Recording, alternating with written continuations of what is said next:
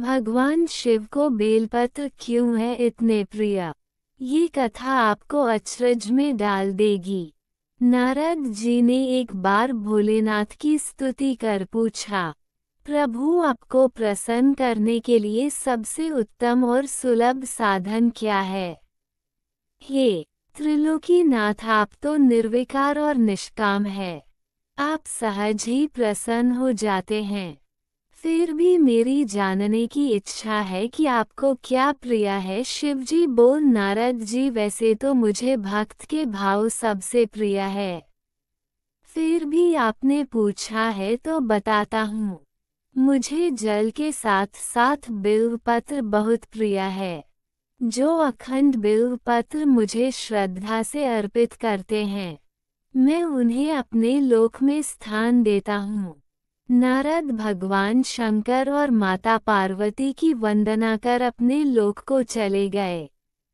उनके जाने के पश्चात पार्वती जी ने शिव जी से पूछा, हे प्रभु, मेरी यह जानने की बड़ी उत्कृष्ट इच्छा हो रही है कि आपको बिल्वपत्र इतने प्रिय क्यों है।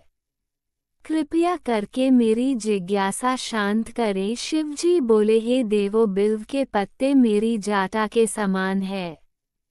उसका त्रिपत्र यानी 3 पत्ते ऋग्वेद, यजुर्वेद और सामवेद है। शाखाएं समस्त शास्त्र का स्वरूप है।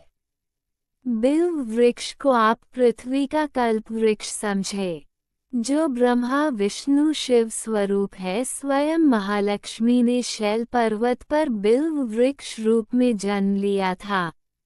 ये सुनकर पार्वती जी कौतूहल में पड़ गई। उन्होंने पूछा, देवी लक्ष्मी ने आखिर बिल्व वृक्ष का रूप क्यों लिया? आप ये कथा मुझे विस्तार से सुनाए। भोलेनाथ ने कहा, हे देवी, सतयुग में ज्योति रूप में मेरे अंश का रामेश्वर लिंग था। ब्रह्मा आदि देवों ने इसका विधिवत पूजन अर्चन किया था। फलतः मेरे अनुग्रह से बाघ देवी सबकी प्रिया हो गई। वे भगवान विष्णु को सततः प्रिया हो गई। मेरे प्रभाव से भगवान केशव के मन में बाघ देवी के लिए जितनी प्रीति हुई, वह स्वयं लक्ष्मी को नहीं पसंद आया। अतः लक्ष्मी देवी चिंतित और रुष्ट होकर परम उत्तम श्री शैल्या पर्वत पर चली गई। वहां उन्होंने मेरे विग्रह की उग्र तपस्या प्रारंभ कर दी।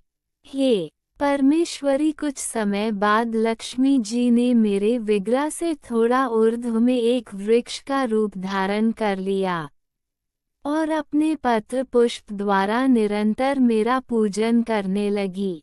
इस तरह उन्होंने कोटि वर्ष 1 करोड़ वर्ष तक आराधना की। अंततः उन्हें मेरा अनुग्रह प्राप्त हुआ। महालक्ष्मी ने मांगा कि श्री हरि के हृदय में मेरे प्रभाव से वाग्देवी के लिए जो स्नेह हुआ है वह समाप्त हो जाए। शिवजी बोले, मैंने महालक्ष्मी को समझाया कि श्री हरि के हृदय में आपके अतिरिक्त किसी और के लिए कोई प्रेम नहीं है। वाग्देवी के प्रति तो उनकी श्रद्धा है। ये सुनकर लक्ष्मी जी प्रसन्न हो गई और पुनः श्री विष्णु के हृदय में स्थित होकर निरंतर उनके साथ विहार करने लगी। हे पार्वती, महालक्ष्मी के हृदय का एक बड़ा विकार इस प्रकार हो दूर हुआ था। इस कारण हरिप्रिया उसी वृक्ष रूप में सर्वदा अतिशय भक्ति से भरकर यत्नपूर्वक मेरी पूजा करने लगी। बिल्व इस कारण मुझे बहुत प्रिय है और मैं बिल्व वृक्ष का आश्रय लेकर रहता हूँ। भगवान शिव ने कहा, बिल्व वृक्ष को सदा सर तीर्थ में एवं सर्वदेव भय मनाना चाहिए। इसमें तनिक भी संदेह नहीं है। बिल्व पत्र, बिल्व फूल, बिल्व वृक्ष अथवा बिल्व काष्ठ के चंदन से जो मेरा पूजन करता है, वह भक्त मेरा प्रिय है। बिल्व वृक्ष को शिव के समान ही समझो, यह मेरा शरीर है।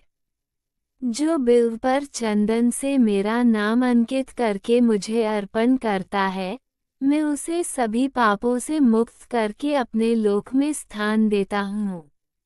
उस व्यक्ति को स्वयं लक्ष्मी जी नमस्कार करती हैं।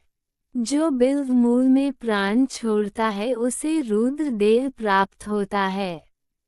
शिवलिंग पर बिल्व पत्र चढ़ाने से जुड़ी दूसरी पौराणिक कथा यह है कि जब समुद्र मंथन के बाद विष निकला तो भगवान शिव ने पूरी सृष्टि को बचाने के लिए ही इस विष को अपने कंठ में धारण कर लिया।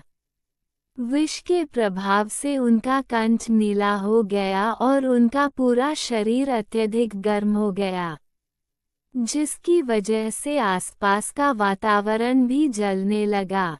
क्योंकि बेलपत्र विष के प्रभाव को कम करता है, इसीलिए सभी देवी देवताओं ने बेलपत्र शिवजी को खिलाना शुरू कर दिया।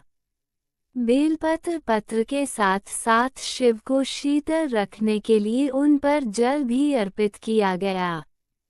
बिल्वपत्र और जल के प्रभाव से भोलेनाथ के शरीर में उत्पन्न गर्मी शांत होने लगी और तभी से शिवजी पर जल और बिल में पत्र चढ़ाने की प्रथा चल पड़ी।